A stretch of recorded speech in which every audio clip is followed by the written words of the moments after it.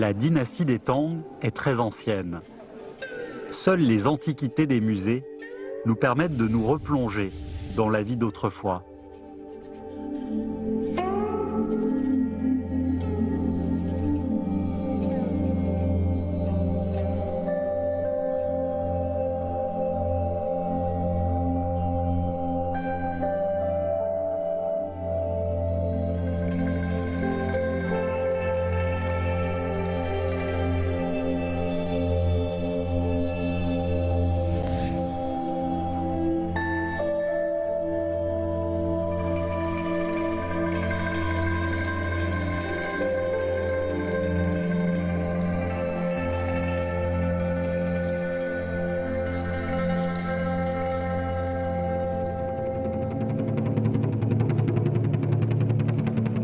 Parmi les nombreuses reliques exposées, celles-ci sont souvent négligées par les visiteurs.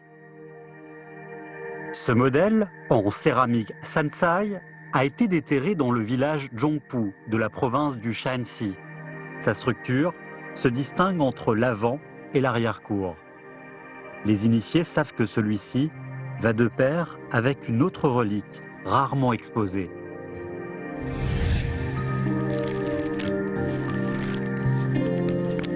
Nous avons retrouvé cette antiquité dans la réserve du musée de l'historique du Shanxi, un faux mont Sansai. Il représente le symbole du jardin Tang que nous cherchons.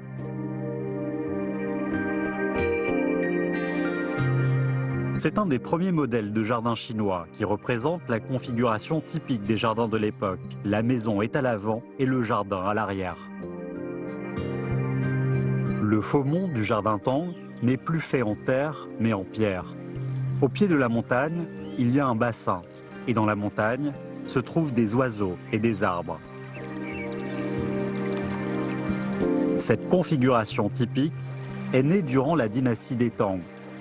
Il est difficile de trouver des écrits sur le jardin Tang, mais il est très souvent décrit et évoqué dans les poèmes de l'époque.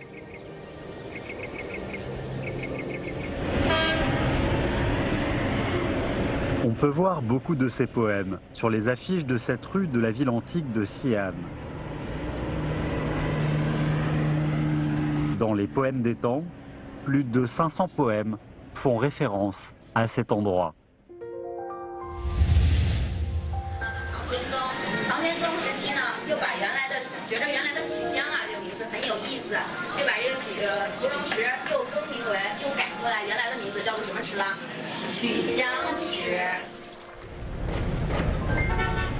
L'endroit où se trouve le bassin Tudian est devenu un quartier phare de la ville de Xi'an. Durant la dynastie des Tang, il y a plus de 1000 ans, Chang'an était une ville parsemée de pivoines. La fleur de la richesse a attiré de nombreux lettrés ambitieux ou déçus qui attendaient l'opportunité de se faire remarquer.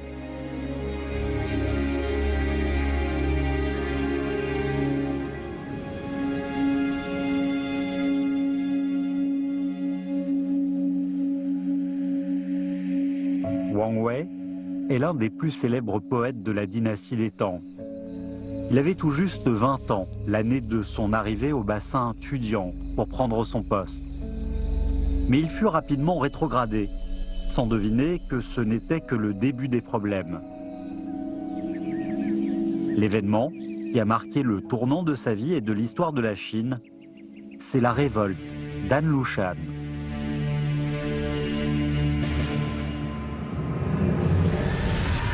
En 755, les rebelles assiègent Chang'an.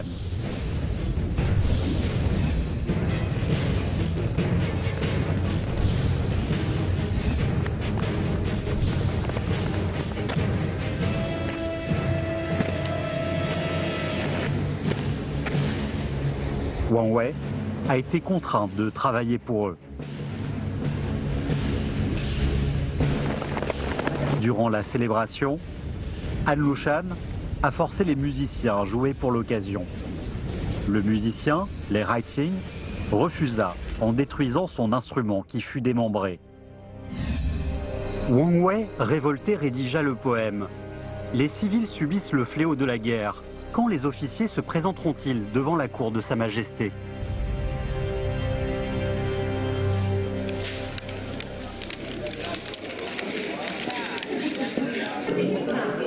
Chaque année, le 15 janvier du calendrier lunaire, marque l'anniversaire de la mort du dieu de la comédie.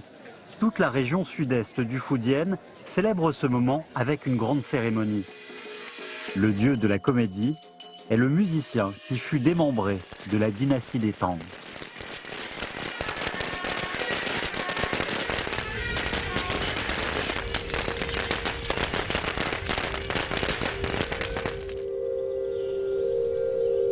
Le temple Kaiyuan est le plus vieux temple de Quanzhou, construit en 686 durant la dynastie des Tang, avec 24 statues d'Apsara, de musiciennes possédant divers instruments entre les mains.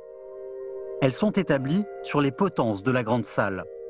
Les instruments qu'elles tiennent ressemblent fortement aux instruments des musiciens de Nanyin, de Quanzhou, au Fujian.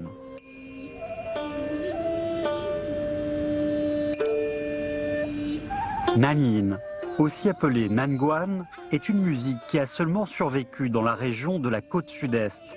C'est la musique existante, la plus proche de la musique Tang. La musique qu'Anne Lushan voulait écouter, mais n'avait pas pu entendre, peut encore être entendue aujourd'hui.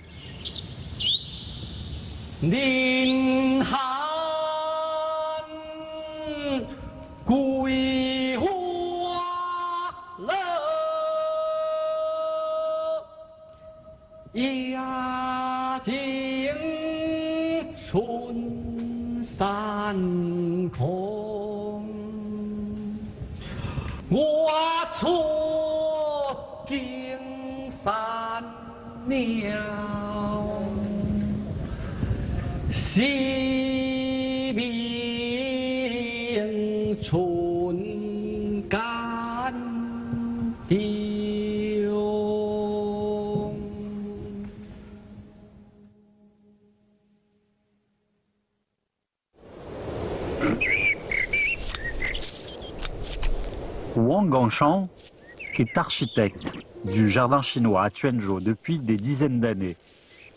Son rêve est de concevoir un jardin chinois comme celui décrit dans les poèmes Tang.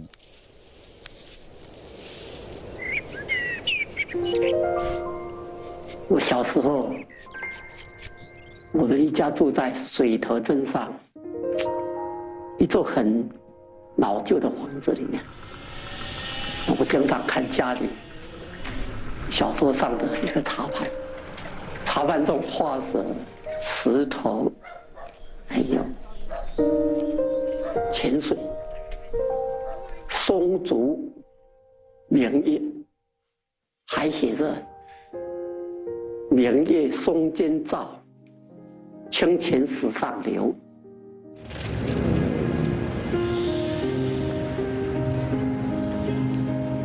En se baladant dans les rues de Quanzhou, on remarque vite les mots « famille fondatrice du Fujian » sur les grandes plaques.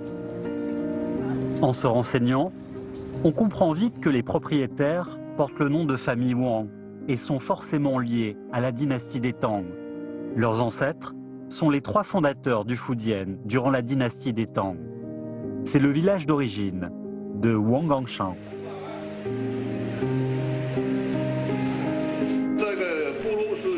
太原到山东琅琊，然后又从山东琅琊到河南固始县，然后固始县再到福建来。王审知他们3兄弟就带领了64姓的部将，这64姓部将到福建来就开发福建，他们就没有再回到河南去了，所以这64姓就变成福建的始祖。Fu Songyi, 83 ans, est spécialiste des traditions folkloriques de Quanzhou. Il a une connaissance profonde des langues populaires, formules rimées, noms de famille de Quanzhou. La plupart des habitants viennent du Henan. 泉州方言是从河洛那边过来，就是黄河的洛水之间，我们叫做河洛方言，也是河洛文化。因此晋人迁徙到这边定居，所以这条江就定名叫做晋江。Le fleuve Dinjiang se trouve dans le Quanzhou historique. Les Jin ont migré vers le sud, au bord du fleuve, et la ville a alors adopté le nom Jin. Pendant la dynastie des Tang, elle a officiellement pris le nom de Quanzhou. Une phrase dit « Xi'an, renommée par ses trésors souterrains, Quanzhou, par ses paysages sur le sol ».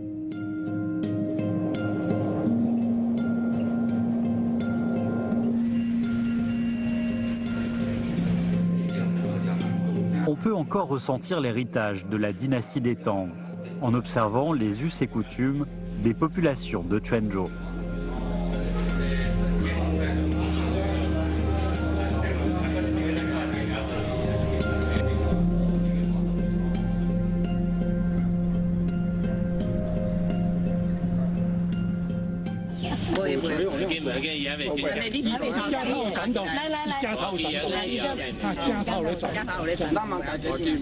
Beaucoup de personnes âgées de Quanzhou se réunissent souvent pour discuter en langue minane et réciter des poèmes Tang.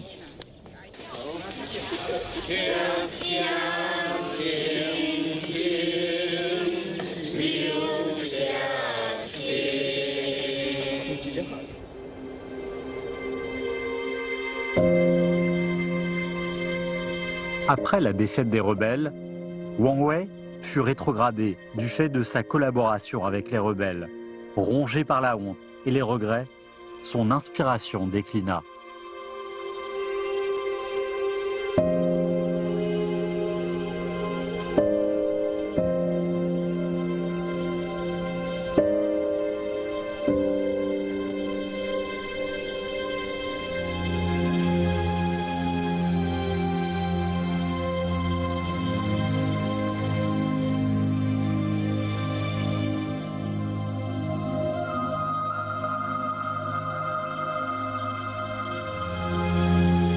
C'est la gravure sur pierre la plus ancienne qu'on peut trouver à Wangchuan.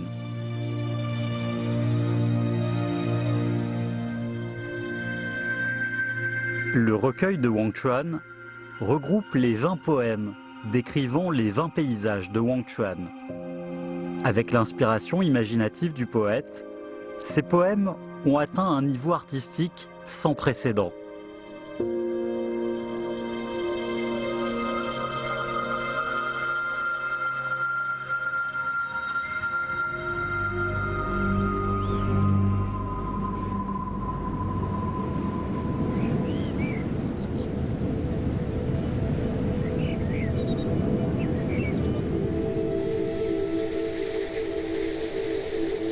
Aujourd'hui, on réalise que Wang Wei avait une idée précise de l'emplacement pour le jardin. Cet endroit est idéalement situé à 40-50 km de Chang'an et à 60 km du célèbre mont Zhongnan. De là-bas, il est simple de profiter de la nature, non loin de la cour royale, à l'abri de la foule et proche de la faune et la flore, lieu d'inspiration pour les lettrés.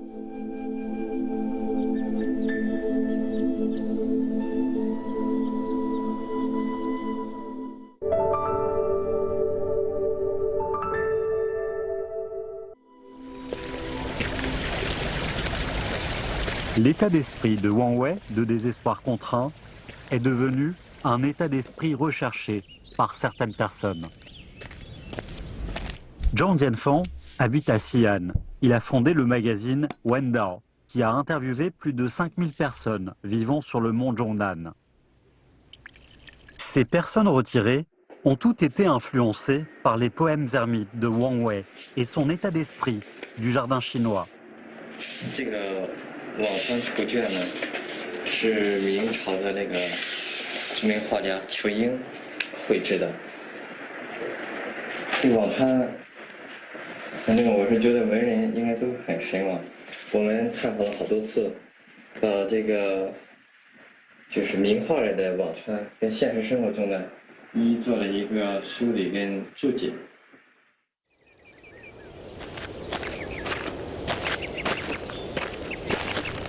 Zhang Jianfang a loué un terrain près du mont Zhongnan. Il a construit quelques cottages appelés maisons de Zhongnan. Chaque semaine, il y loge la moitié de son temps avec des amis pour se relaxer au milieu de la nature.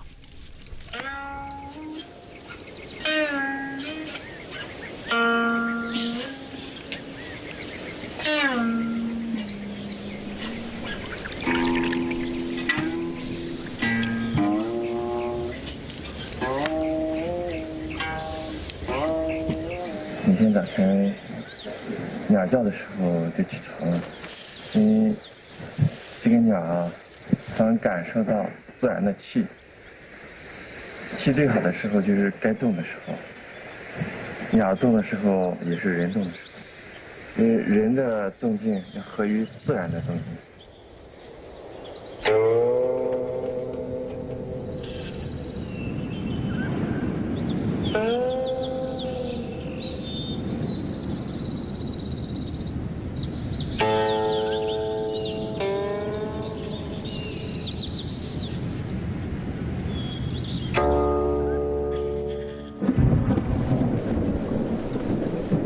Wang Wei a établi une relation étroite entre l'homme et la nature, entre le jardin et la ville, à Wangchuan. Les éléments coexistent en harmonie. Toutes les contradictions entre la retraite et la carrière officielle disparaissent pour laisser place à un état d'esprit apaisé et transformé. Après le scandale professionnel, Wang Wei, qui ne pouvait presque plus faire de politique, a finalement eu une carrière brillante en prenant une fonction de vice-premier ministre. Lorsqu'il a cessé de poursuivre les objectifs matériels, le jardin Wangchuan l'a fait renaître de ses cendres.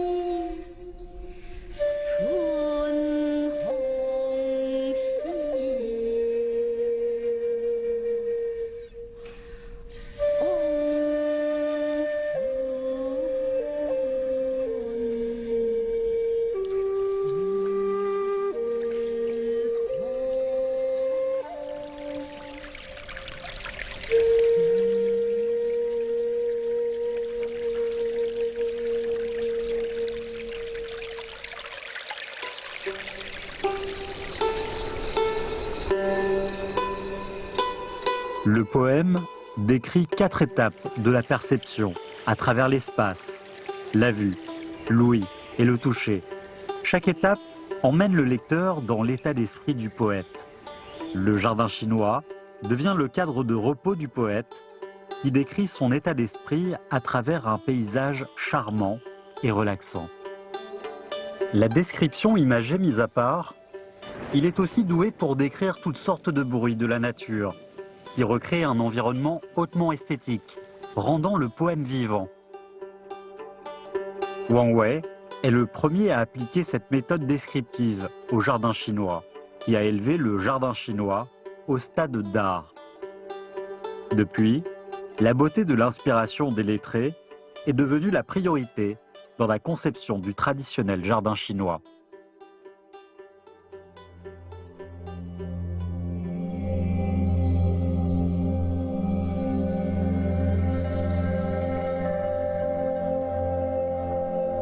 On peut dire que Wang Wei inspire les lettrés dans la conception du jardin chinois. Il a construit le jardin Wangchuan de ses rêves, ce qui a permis de préparer le jardin chinois à sortir de la montagne et à migrer vers les villes. Il a conçu un jardin afin d'apaiser son esprit. Ce jardin est finalement devenu le modèle de jardin chinois pour les artistes de générations futures et a influencé le style des jardins royaux.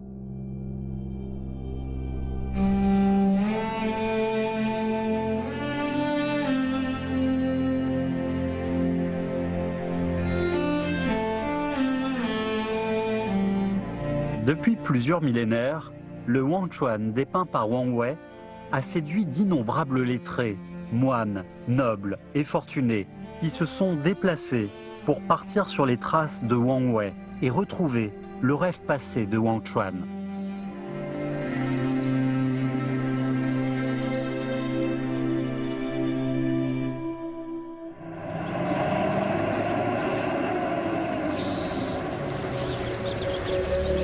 Dans les années 1960, beaucoup d'usines ont été créées à Wangchuan, ce qui a gravement nui à l'esthétique de l'endroit originel. Le jardin de Wangchuan est difficilement décelable maintenant. La tombe de Wang Wei est enfouie sous une usine. Ce ginkgo aurait été planté par Wang Wei.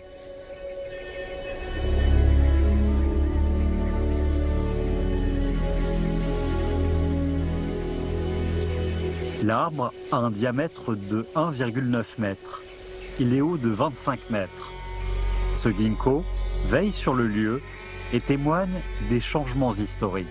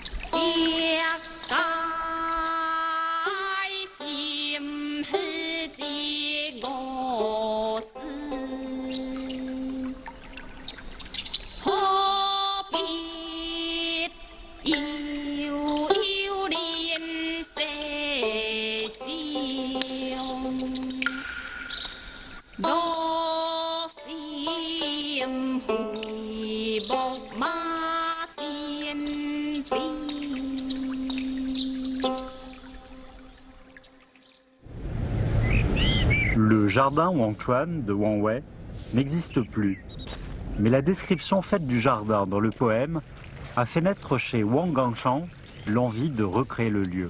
这首诗中隐含的意境和诗人所要抒发的情怀，我不大理解。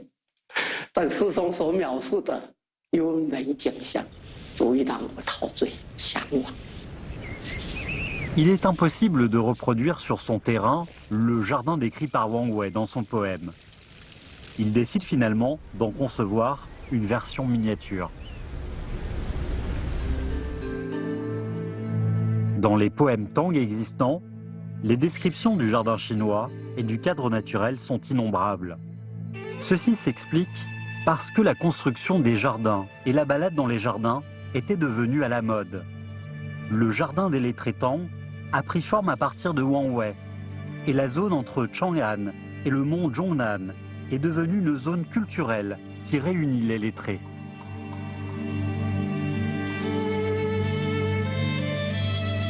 Vers la fin de la dynastie des Tang, à l'apogée des jardins, le père de la célèbre poète Li Qinzhao de la dynastie des Song, Li Gefei, a écrit le recueil des jardins de Luoyang, qui décrit plus de 1000 jardins privés rien que dans la ville de Luoyang.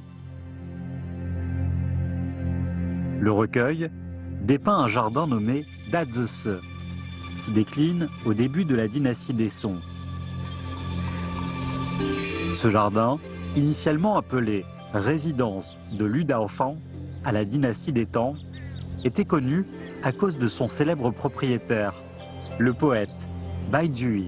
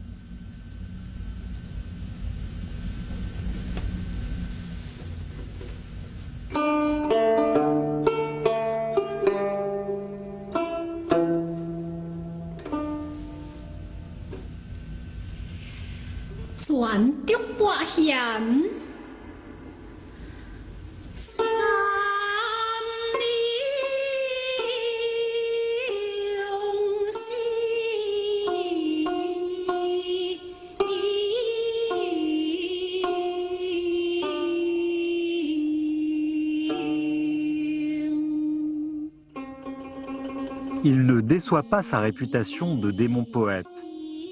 Il est capable d'écrire un poème de plus de 600 caractères pour une chanteuse errante.